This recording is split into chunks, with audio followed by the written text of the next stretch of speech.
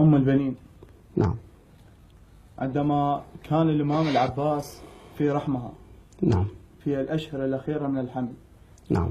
كانت توصل الإمام العباس إلى أخيه الإمام الحسين وإلى السيدة زينب وإلى الطف عامة. نعم. فتقول له: مو صفول أنت، مو صفول أنت بطف الحسين. الله. سجلتك يا يمه بذيك الأيام وأنت صغير يمه وتقرأ بحسين، ولابن الزهرة كنا نصير خدام. الله. لو يدخل علي ببطن بصيح لقد جاء المعلم يوم قيام. نعم. ومثل طبع المدارس صاير الطف، وعندنا حسين هو القائد العام. بدرس الطف أريدك تقرأ كل يوم ما جبيته عندك حرق الخيام. بدرس الطف أريدك تقرأ كل يوم نعم. واجب بيته عندك حرق الخيام.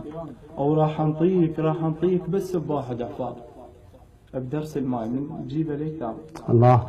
راح نطيك بس بواحد عفار نعم. بدرس الماي من تجيبه ليتام. واريد تقرر زينب بكل الدروس بحيث تجيب 100 هناك بالشام.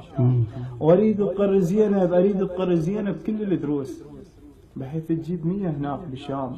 واريد الاولى زينب.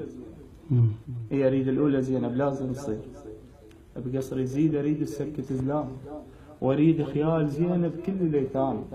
او راسك يا ابو فاضل انت قدام. واذا سامح يا ربي يصيبها انجاس اكيد الغيره عندك ساحب اقسام. الله. وراح تلاقي زينب تعرف شلون مثل حسين من تلقى الاسهام. نعم. وبعد اشهر واشوفه يصير عباس. الله. ابن الامه اريد يحقق احلام. ولو ليلك يا يمه هناك بالماي، ولو ليلك يا يمه هناك بالماي. هاك الماي يا ابني يا الولد نام. تبز انت يا يمه بلا يكفين تركض على الطفوف الطف الخيام. ولو ليلك يا يمه هناك بالماي. هاك الماي يا ابني يا الولد نام. تبز انت يا يمه بلا يكفين تركض على الطفوف الطف الخيام. تركض على النهر ضل خايف الماي. وشفت الماي منك لا سلطان. يعني من الصغر عباس مفطوم بلب الحرب زلمة محزم حزام. وسر ام البنين شمرة بالماء. عجيب ايتام ظلت عندنا صيام. مدرسة الطفوف ندرسك اليوم. اختر ما يناسب هذه الاقسام. زينب والحسين وحرق الخيام. تتخرج فداء بنشر الاسلام. الله. معدل يدخل لها بلا يكفين. وخبرة تكون عدة برمي الاسهام. واريد الجنطة تصبح جربة الماء. واريد السيف يكتب مثل الاقلام. وتكتب عنه حور بسيفك الموت.